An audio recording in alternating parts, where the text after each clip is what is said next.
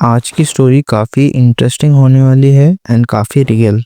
तो स्टार्ट करते हैं। तारा एक सिंगल मदर थी जो अपनी 10 साल की बेटी मिया के लिए क्रिसमस स्पेशल बनाने की कोशिश कर रही थी। पैसे कम थे लेकिन उसने एक सेकंड हैंड डॉल हाउस खरीदा था जो मिया को बहुत पसंद आने वाला था। रात को मिया को सुला के तारा ने उससे प्रॉमिस किया कि सांता जरूर आएंगे, चिमने हो या ना हो। रात के 12 बजे जब सब सो रहे थे, तारा लिविंग रूम में बैठी थी, गिफ्ट रैप करती थी। तारा लिविंग रूम में बैठी थी, गिफ्ट रैप कर रही थी। तभी उसने एक हल्की सी घंटी की आवाज सुनी जो बाहर से आ रही थी। उसने सोचा शायद पड़ोस के बच्चे स्नो में खेल रहे होंगे, लेकिन फिर आवाज पास आई और फिर बंद हो गई और लाइट अचानक से बंद चालू होने लगी। एक ठंडी हवा चली और तारा के मुंह से धुआं निकलने लगा। दरवाजा धीरे धीरे खुल गया, जबकि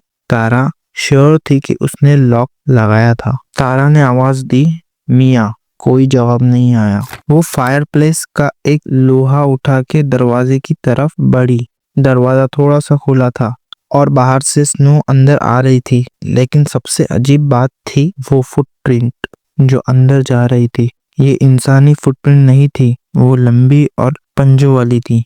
तभी पीछे से एक हल्की सी हंसी की आवाज आई। तारा ने घूम कर देखा तो एक शैडो में क्रिम्सन विजिटर खड़ा था। उसका लाल सूट फटा हुआ था और उस पे गीली खून की धार थी। उसका चेहरा एक स्केलेटन जैसा था और उसकी स्माइल उतनी बड़ी थी जो इंसानी नहीं लग रही थी। उसके हाथ में एक बोरी थी जो हिल रही थी, जैसे अंदर कुछ जिंदा हो।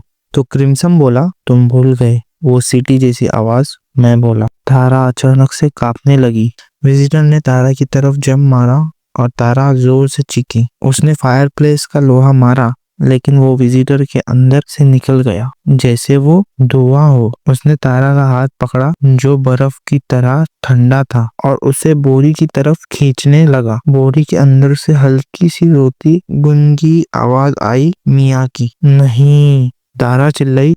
अपने आप को उसे पंजे से छुड़ा के वो भागती हुई मिया के रूम की तरफ गई, लेकिन रूम खाली था। बेड पे मिया नहीं थी और डॉल हाउस तोड़कर अलग अलग बिखर गया था। घंटी की आवाज फिर से जोर से आई और तारा ने देखा कि विजिटर हॉलवे के कोने में खड़ा था। उसकी स्माइल और बड़ी हो गई और उसने एक उंगली उठाई तारा की तरफ। सुबह तक घर पूरा खाली था। स्नो अंदर तक आ गई थी और सिर्फ एक छोटा सा डॉल लिविंग रूम में पड़ा था। डॉल की आंख खुली थी और उसका चेहरा डर के मारे जम गया था। तब से उस गांव में किसी ने क्रिसमस की प्रीत भूलने की हिम्मत नहीं की। हर क्रिसमस एवा लोग घंटी की हल्की आवाज सुनते जो उन्हें याद दिलाती थी क्रिम्सन विजिटर हमेशा देख रहे हैं। सो इसी तरह ये स्टोरी खत्म हो चुकी है। Happy Christmas to you.